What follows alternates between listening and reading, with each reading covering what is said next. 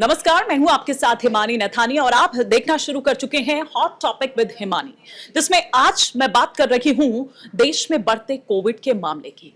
और अब ये मामले जो चूंकि लगातार बढ़ रहे हैं, ये डरा रहे हैं, ये चौंका रहे हैं, ये चिंता पैदा कर रहे हैं, क्योंकि अब जो डराने वाला मामला सामने निकलकर आया है वो नोएडा से निकलकर सामने आया है, जहां पर एक बच्ची की कोविड से मौत हो गई है।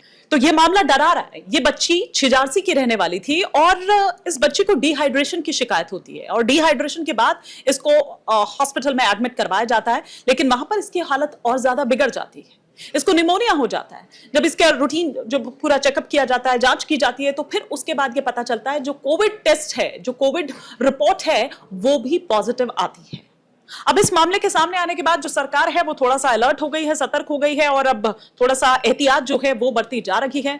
टेस्टिंग से लेकर तमाम जो चीजें हैं वो उन पर ध्यान बढ़ता जा रहा है, देखा जा रहा है। लेकिन बावजूद इसके अगर मैं पिछले 24 घंटे की बात करूं तो अकेले नोएडा में 20 मामले हैं जो पिछले 24 घंटे में सामने निकलकर आ चुके हैं। 158 अब कुल मिलाकर आप देखें तो 158 जो एक्टिव केसेस हैं उनकी संख्या हो गई है। लेकिन कई लोग ऐसे जो हॉस्पिटल में एडमिट है, लेकिन कई लोग ऐसे भी हैं जो होम आइसोलेशन में हैं, जो अस्पताल में जिनको भर्ती करने की नौबत नहीं आई है या जो घरों पर ही है।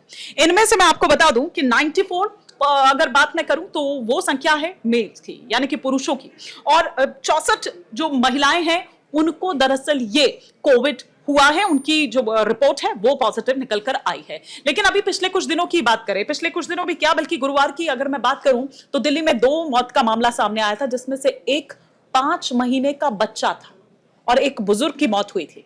लेकिन अगर हम पिछले उस पर गौर करें तो अब तक बच्चों को इस तरीके से कोविड अटैक कर रहा है या इस तरह से उनकी मौतों का सामने आ रहा है आंकड़ा निकलकर इतना नहीं देखा गया था जितना इस बार देखा गया। हालांकि WHO अभी भी इसको बहुत खतरनाक श्रेणी में नहीं रखना है। WHO ये कह रहा है कि आपको घबराने की जरूरत नहीं है, ये खतरनाक नहीं है, लेकिन मौतें हो रही हैं, बच्चों की भी हो रही है, बुजुर्गों की भी हो रही है और जो जवान है, जो यंग हैं, उनकी भी मौत हो रही है। तो सतर्कता तो आपको बरतने की जरूरत है। लेकिन मैं दिल्ली के एक्टिव केसेस की अगर बात करूं, क्योंकि दिल्ली की बात मैं यहां पर कर रही थी नोएडा के बाद, 562 जो एक्टिव केसेस है, 7 लोगों की मौत दिल्ली में जो अब तक निकलकर सामने आए और 105 नए मामले जो हैं वो सामने निकलकर आए हैं।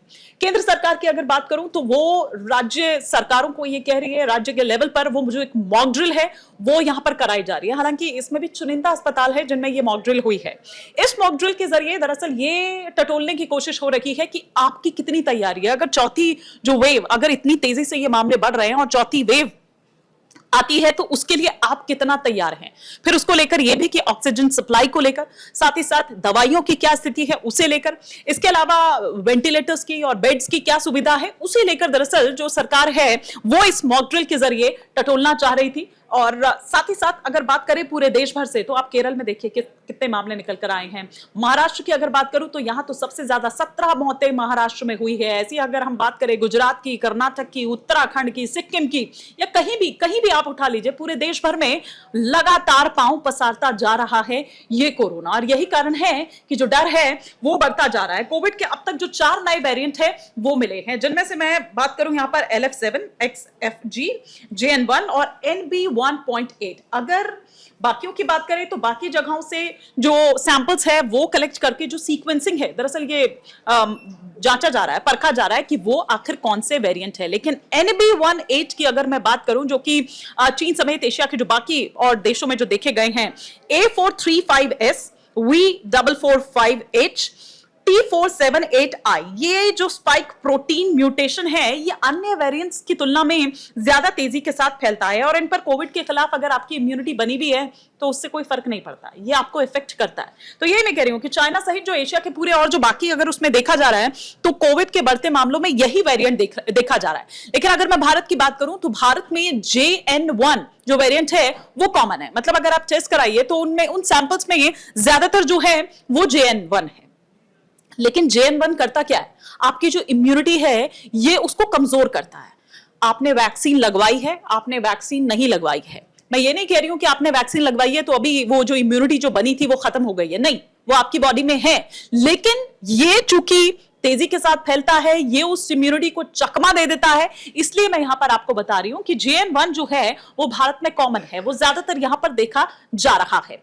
तो आपके देखिए कि एक दिन, अगर मैं नोएडा की बात करूं, एक दिन में अगर सोमवार को मान लीजिए मामला 5 निकल कर केसेस आते हैं, अगले दिन ट्यूसडे आता है तो सिर्फ एक मामला रह जाता है, तो लगता है कि चलिए भाई कंट्रोल हो गई है स्थिति।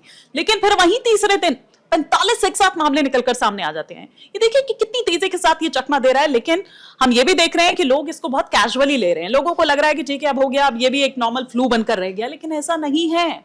सतर्कता बरतनी जरूरी है। डब्ल्यूएचओ भले ही ये कहे, डब्ल्यूएचओ, कि ये उतना खतरनाक नहीं है, लेकिन मामले आ रहे हैं ना, विस्फोट हो रहा है ना एक साथ, तो सतर्कता आपको खुद बरतनी है। आप खुद सुरक्षित रहेंगे, दूसरों को भी तभी सुरक्षित रह पाएंगे। अपने बच्चों का, अपनी फैमिली का, अपना ख्याल आप रखिए और बहुत ख्याल रखिए।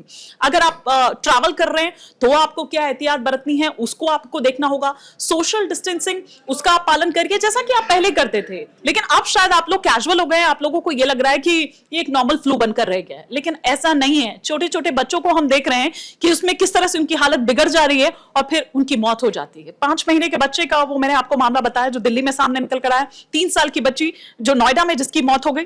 तो ये तमाम चीजें हैं। हाथ धोते रहिए, सैनिटाइजर का इस्तेमाल करिए। अगर आप ट्रैवल कर रहे हैं तो आपको क्या फॉलो करना है वो फॉलो करिए। साथ ही साथ सोशल डिस्टेंसिंग में लगातार बार बार बोल रही हूं, मास्क, उसका इस्तेमाल आप करिए अगर आप पब्लिक प्लेस पर जा रहे हैं। खुद भी सुरक्षित रहिए और दूसरों को भी सुरक्षित रखिए। इसके अलावा अगर आपको लगता है कि कोई मुद्दा है जिस पर हमें बात करनी चाहिए तो कमेंट बॉक्स में आप बता सकते हैं। हम नेक्स्ट डे अपने कार्यक्रम में उसे शामिल करेंगे। फिलहाल के लिए इतना ही। जहाँ भक्ति है हर शब्द में, कथाओं में छुपे हैं दिव्य रहस्य और ज्योतिष देता है जीवन को दिशा। धर्म से जुड़ी हर बातों को जानने के लिए हमारे चैनल स्तुति को सब्सक्राइब करें। चैनल पर जाने के लिए इस लिंक पर क्लिक करें।